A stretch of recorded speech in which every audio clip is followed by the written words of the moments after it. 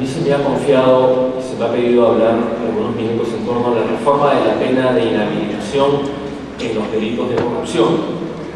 Como ya ha adelantado el profesor Segura, hay una serie de proyectos de ley que pretenden establecer modelos legislativos a valorar, discutir, estudiar y elegir para incorporar en la legislación vigente la inhabilitación como pena definitiva y por tanto permanente en algunos casos de delitos contra la administración pública.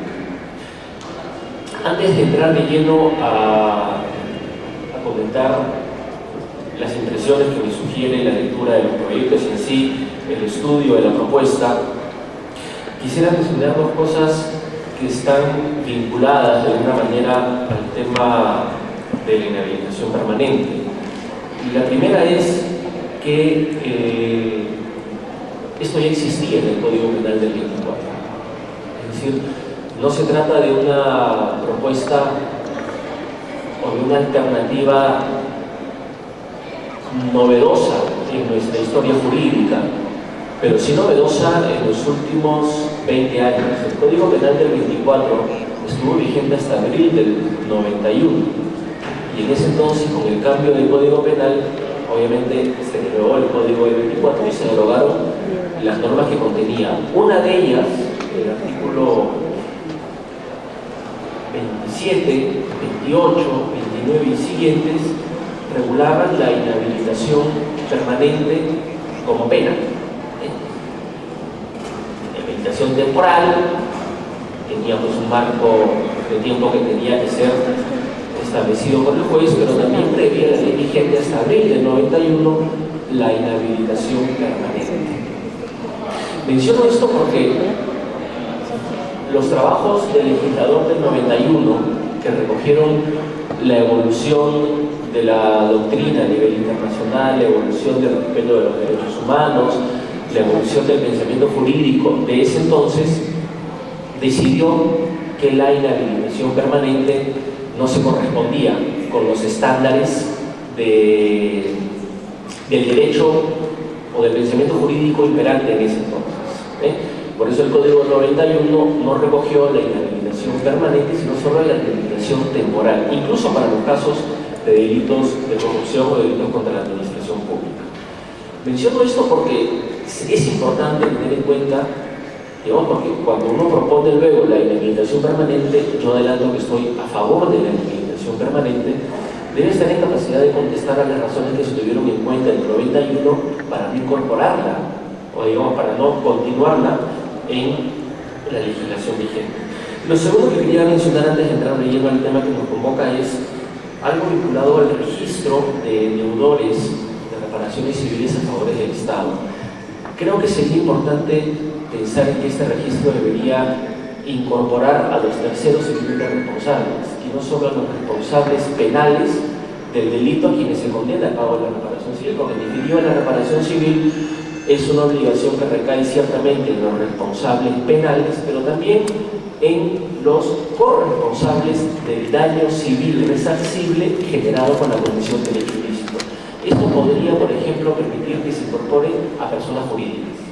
Mientras nuestro sistema jurídico no incorpore la responsabilidad penal de personas jurídicas, sería importante que el registro también pueda incorporarlas a ellas. Y hoy día se incorporan en el proceso como terceros civilmente responsables y son responsables solidarios del pago de esta deuda del Estado. Y en ese sentido, probablemente valdría la pena que todos los esfuerzos que se hacen para perseguir a los deudores de reparaciones civiles a favor del Estado por delitos de corrupción no espere al incumplimiento del pago de esa deuda, sino que los mecanismos de alerta y de persecución se activen una vez que se decreta la deuda.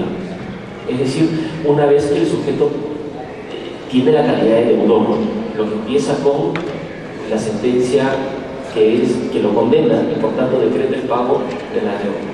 Bien, dicho esto, no me resistía a no decirlo, entro a comentar brevemente la pena de inhabilitación permanente para delitos contra la administración pública.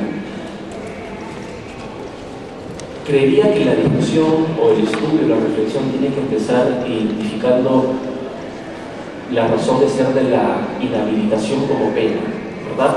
Estamos acostumbrados a sostener que la pena tiene en un Estado de Derecho la finalidad de resocializar, de rehabilitar, de reincorporar al penado a la sociedad. Yo creo que eso, incluso lo dice la Constitución en su artículo 139, numeral 22º, más que fin de la pena, es el fin programático del régimen penitenciario. Lo que dice la Constitución no es que la pena persiga fines de resocialización y rehabilitación. Lo que dice la Constitución es que el régimen penitenciario, es decir, la ejecución de la pena privativa de libertad, persigue como fines la rehabilitación, reinserción del penado en la sociedad y su rehabilitación, lo cual es perfecto. Digo, es perfecto porque eso nos permite entender que cada una de las 4 penas o tipos de pena que regula el Código Penal vigente, la privativa de libertad es solo una de las 4 penas que regula el Código Penal vigente. Cada una de estas 4 penas perseguirá y tiene que perseguir finalidades distintas.